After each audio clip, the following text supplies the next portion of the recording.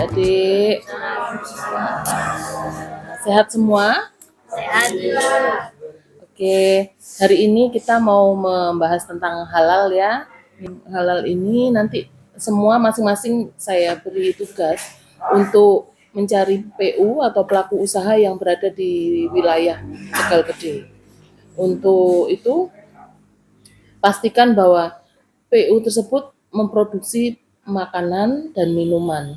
Makanan dan minuman itu tidak boleh mengandung bahan-bahan atau unsur hewan sembelihan.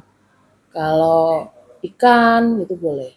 Tapi kalau mengandung ayam, kambing, sapi itu tidak bisa ya. Itu masuk dalam program reguler atau berbayar. Yang kita proses saat ini adalah yang sehati, programnya sehati, sertifikat halal gratis. Itu ya yang tadi itu.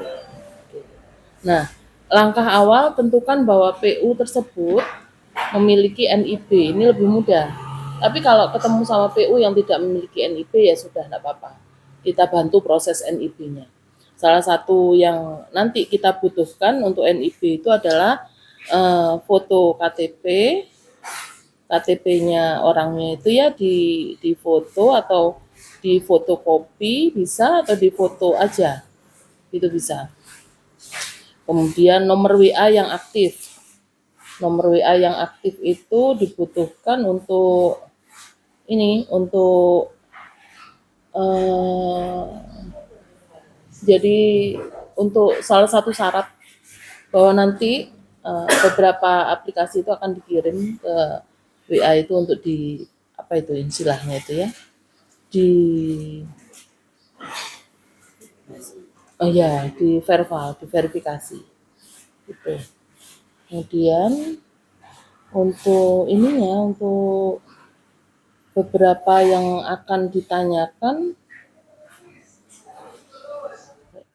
foto KTP pelaku usaha tersebut.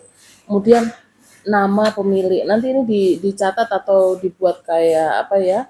Kayak brosur gitu ya. Kemudian ada alamat usaha, nama usaha, luas tempat usahanya. Luas tempat usaha itu biasanya orangnya ini jualan atau memproduksi makanan tersebut, berapa luasannya tempatnya itu. Gitu. Biasanya kalian mudahnya itu ngitung, misalnya ya datang ke tempatnya orang jualan jus gitu ya. Ini dilihat ini tempat jualan jusnya ini ukuran berapa kali berapa. Bisa ya. Jadi sampai situ paham ya. Jadi tempat jualannya, atau kalau nggak tempat jualannya, misalnya dia nggak jualan mbak, tapi dia produksi keripik gitu ya. Ya dia produksi keripiknya itu di mana? Kira-kira dapurnya ukurannya berapa? Nah itu yang dimasukkan nanti. Dikira-kira sendiri. Misalnya ini, oh dapurnya 2 kali 3 berarti nanti itu luas tempat usahanya 6 meter persegi. Gitu. Jadi luasannya. Kemudian modal awal, pastikan itu Anda menanyakan berapa modal awalnya. Modal awal proses ini berapa yang dibuat, yang akan dimintakan sertifikat. Kemudian omset per bulan. Omset per bulannya, kalau pertanyaan di aplikasi NIB-nya itu bukan omset per bulan, tapi omset per tahun. Di situ nanti ada omset itu per tahun. Tapi kan orang kalau ditanyain berapa omset per tahun kan pasti bingung ya. Lebih mudahnya kalian membantu menghitungkan. Lebih mudahnya kalau orang-orang itu tidak tahu berapa ya per tahun ya mbak, berapa sudah bu per bulannya, atau berapa pak per bulannya. Kemudian nanti kalikan 12 dikira-kira. Gitu. Ini jawaban-jawaban ini dimintakan ke PU ya. Jadi Anda menanyakan itu langsung ke PU-nya nanti. Kemudian dia pastikan dicatat juga nomor WA-nya. Misalnya seseorang itu sudah punya NIB, ya tinggal diproses aja sertifikat halal, jadi nggak usah dibuatkan NIB lagi. Tapi misalnya saya dulu pernah membuat NIB tapi nggak keluar-keluar, nah itu nanti yang biasanya agak macet itu nanti. Jadi ganti identitas saja atau ganti eh, pemohon aja. Jadi misalnya gini ya, Mbak siapa ini namanya? Mbak Anissa pernah dibantu membuatkan NIB tapi nggak sampai selesai. Saya pernah Mbak dulu tuh ngajukan NIB, ini pasti ada beberapa PU tuh begitu. Tapi nggak ada kabarnya, nggak ada dia sudah memberikan foto KTP dan sudah memberikan nomor WA. Nah, itu biasanya ada sudah yang memasukkan, tapi kita mau masuk ke situ susah. Kenapa? Kita nggak tahu passwordnya apa, passwordnya akunnya dia. Kadang-kadang ada yang eh, biasanya gini, ada mahasiswa turun, gitu ya. Terus habis itu setengah perjalanan mahasiswanya mungkin sudah selesai tugasnya. Akhirnya tidak ada kabar. Ada beberapa PU yang menghadap saya seperti itu. Mahasiswanya sudah nggak bisa dihubungi, ini ya nggak.